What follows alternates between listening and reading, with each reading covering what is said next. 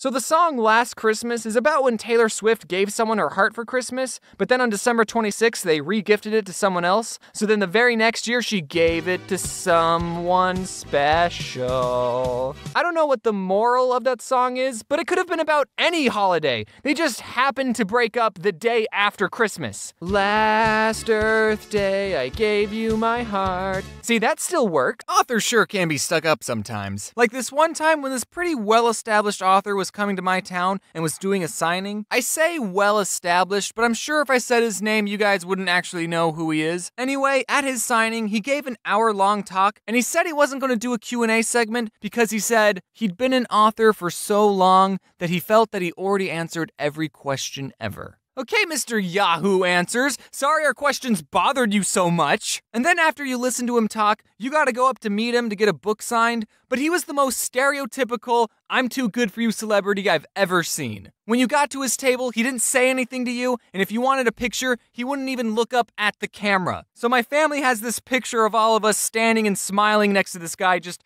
looking down reading a book. So I will follow in that author's footsteps and only take pictures with fans while signing my book and looking like this. I was making a sandwich for a guy with a very heavy accent, and he asks for onions on the side. No big deal. We at Suabwe put vegetables in little cups all the time. I actually got a soup cup because the on the side cups are teeny tiny, and I start doing my thing, but then he says, no, on the side. And I think, oh, he's getting a foot long. He probably wants onions on half of it, but not the other. So I start putting onions on half the sub, but then again he says, no, on the side. At this point, I don't know what this guy wants. So I ask him, on the side of what? And then he screams, onions! And I never figured out what he was trying to say. This next story happened when I was at home and I got a call from a number I didn't recognize. Now, I've had friends tell me that they don't answer the phone to any number they don't recognize, but my anxiety won't let me do that. What if it's your bank calling saying your account got hacked? What if it's your grandma? Because why would you have her saved in your phone? Or what if it's your Nigerian uncle who wants to give you his collection of gold bars and needs your information for a wire transfer? You just never know, so I always pick up the phone. So I answered it, and it was this woman asking for a Lawrence. And I said, oh, I'm not, you have the wrong number. And she goes, isn't this 416295? That's obviously not a real number, so don't try calling it. And I said, no, this is 416293, because that's my phone number. Again, that's not actually a valid phone number, so please don't call it. And she goes, 3? I don't think I pressed 3. And I don't know what to say to this woman, because my number is 416293. It's really not. But she doesn't think she pushed 3. So I don't know how she's talking to me right now. Unless she did. So I said, well, obviously, you did. And then I made a comic about the whole situation because I thought the internet would think it was funny.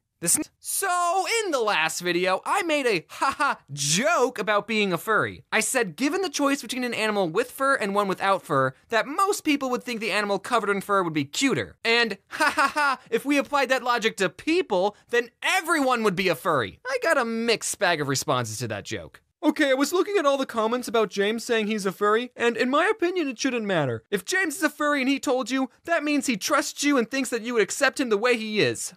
I don't care, I'm not watching him anymore. Well, that's really nice of you, Mr. Branch. But I still don't trust you. A lot of people were confused, so for the remainder of this video, every time I make a joke, it will be followed by this message. 2 muffins are in an oven. One says, boy, it's hot in here. And the other says, yeah, you live in Arizona, what'd you expect? But I'd say for the most part, you guys were very accepting. So that's good to know if I ever do want to come out as something. Remember one reason I was spanked. Every time one of my siblings insulted another sibling or told them to shut up, we would have to pay them 50 cents. This resulted in a really weird dynamic when it came to insults. We would get excited when someone called us a name. Mom, Luke called me a butthole! That's 50 cents! Woo! I'm rich! But sometimes us kids would just be messing around with each other and we didn't really mean the insults. So we would feel bad taking someone else's 50 cents. Like someone would say, hey James, what's 6 plus 6? And I would say, 9, idiot. And my mom would hear me and say, James, that's 50 cents. And my sister would feel bad, so she would insult me back and say, James, you're an unpleasant person. Aw. Swear words cost you $5. That's why I don't swear in videos. But now I can afford it. So, you, Mom. You piece of